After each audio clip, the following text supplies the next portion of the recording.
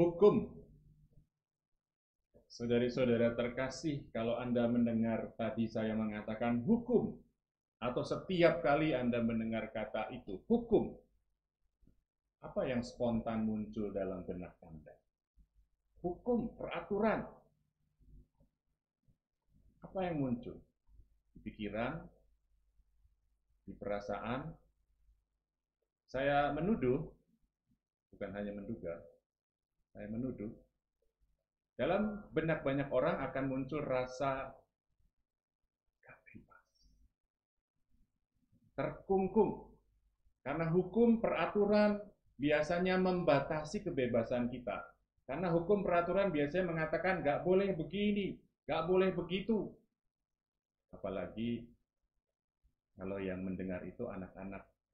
Dulu murid-murid saya alergi sekali dengan itu. Dan saya senang karena saya bisa punya alasan untuk menjawab mereka.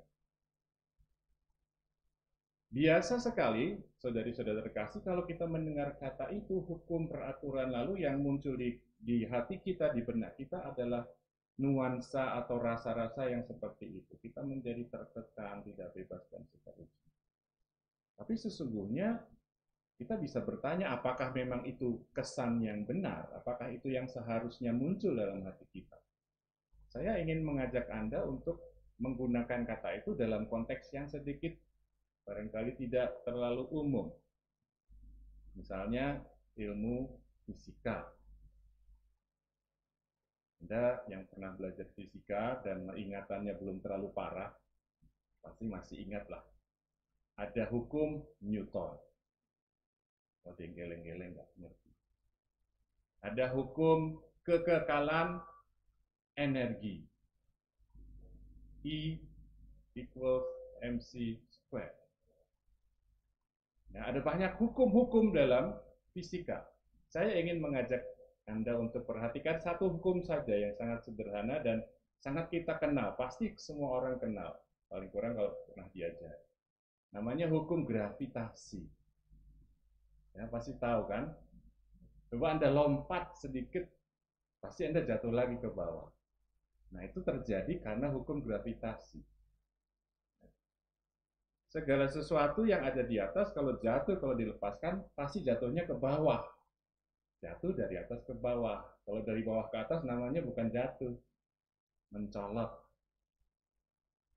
Nah, saudara-saudara terkasih, kalau kita geser konteks pembicaraan kita dalam ilmu fisika atau ilmu alam seperti itu, saya tanya, apakah kesan terkekang tidak bebas itu masih ada? Saya kira akan berbeda hal atau perasaan yang muncul di dalam hati.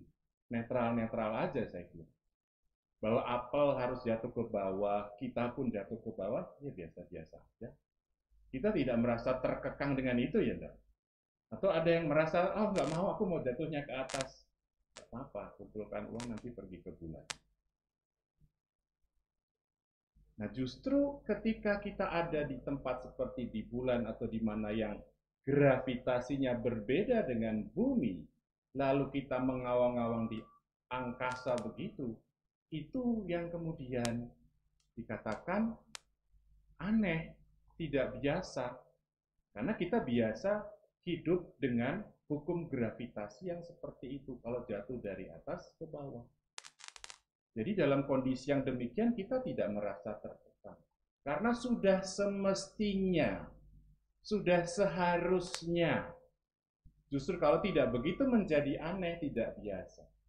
Nah, saudari-saudara terkasih, hari ini Yesus dalam Injil kita dengar juga omong tentang hukum. Dia ditanya oleh orang Yahudi, orang Farisi, bahkan ahli Taurat, ahli kitab, ahli hukum Taurat. Mana hukum yang paling utama? Dan Yesus katakan dengan amat jelas, kasihilah Tuhan Allahmu dengan segenap hati, dengan segenap jiwa, dengan segenap akal budi. Artinya dengan segala yang ada pada kita, dengan segala cara yang kita bisa pikirkan, lakukan, kasih itu. Yang kedua, yang sama dengan itu, kasihi sesama seperti dirimu sendiri. Saudari-saudara terkasih, Yesus omong ini sebagai hukum. Berarti kalau boleh kita ambil konteks yang tadi, hukum yang bunyinya adalah mengasihi Tuhan dan mengasihi sesama, berarti ini mestinya menjadi sesuatu yang sudah semestinya. Kalau tadi benda harusnya jatuh dari atas ke bawah menurut hukum gravitasi, maka hidup kita semestinya dipenuhi dengan tindakan cinta, kasih kepada Allah dan juga kepada sesama. Itulah yang semestinya. Jadi kita tidak perlu merasa terkekang kebebasannya kalau diminta mencintai, mengasihi. Padahal kalau mau jujur, ya saya nggak tahu frekuensinya, ada yang jarang, ada yang sering, merasa tidak bebas.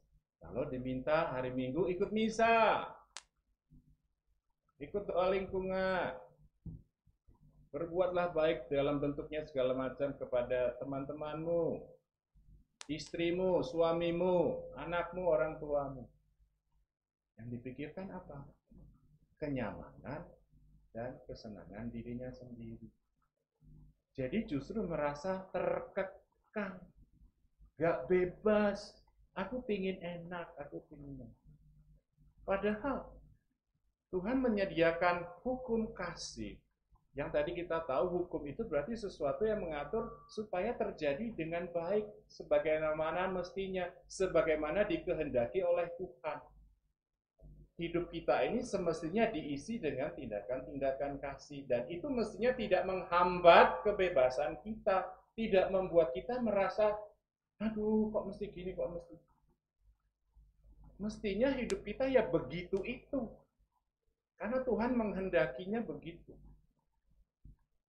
Tuhan, kata Yohanes, jangan lupa, Tuhan Allah adalah kasih.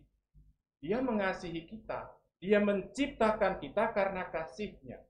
Dan Dia mengatur seluruh hidup kita dengan kasih-Nya. Supaya pada akhirnya kita benar-benar selama-lamanya hidup mengalami kasih-Nya. Bersama-sama dengan Dia dan mengalami kasih-Nya selama-lamanya. Maka sudah sejak di dunia ini, Dia mengatur hidup kita dengan kasih. Cuman dua hal yang mesti dilakukan dalam arti kasihi Tuhan, kasihi sesama. Sederhana sekali. Saudari-saudara terkasih, Tuhan menginginkan kita bahagia. Itu berarti Tuhan konkretnya menginginkan kita hidup sebagaimana Dia kehendaki, sebagaimana Dia mengaturnya. Dan aturan hukum yang Dia berikan adalah hukum kasih.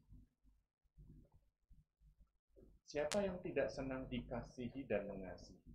Kalau ada orang tidak senang dikasihi atau mengasihi, harus saya katakan, berarti ada sesuatu yang salah dalam hatinya.